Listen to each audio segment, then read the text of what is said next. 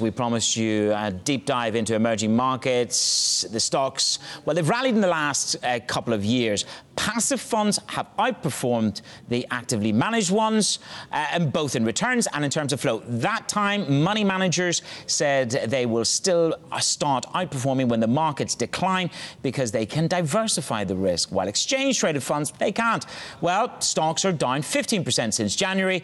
Are the money managers keeping their promise? We brought in Sivabalan to dig a little bit deeper. He joins us from our London studio. Good to see you this morning, Srini. So almost $4 trillion have been wiped from emerging market stock values.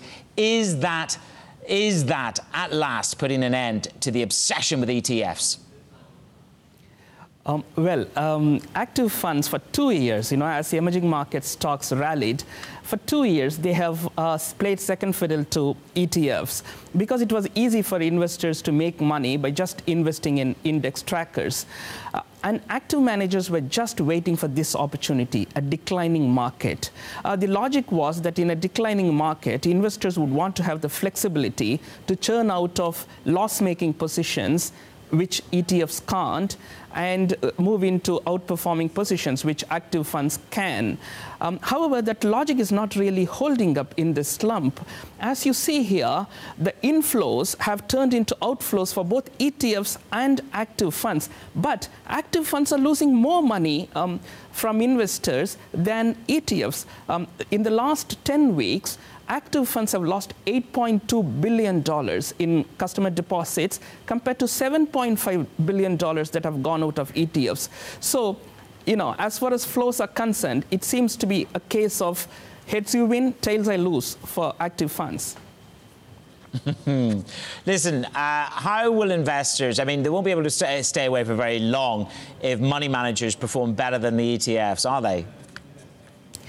Yes, if there is a discernible difference in active fund performance over ETFs, investors will come back. They can't stay away for long. But what's really happening in this slump? We considered a group of 775 mutual funds. Maybe we missed out some, but 775 is a good number. Out of those mutual funds, the median losses since January in active funds are just about the same as losses in ETFs and indexes. You just see all these orange bars, they are the same. These are the active funds. Being in an active fund has not protected investors from losses. And that comes after this, which is a 2-year rally.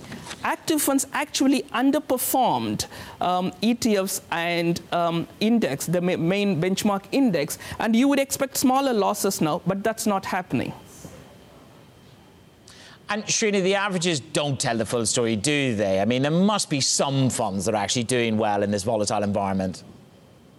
Absolutely. A median, by definition, means that half of them should be doing better.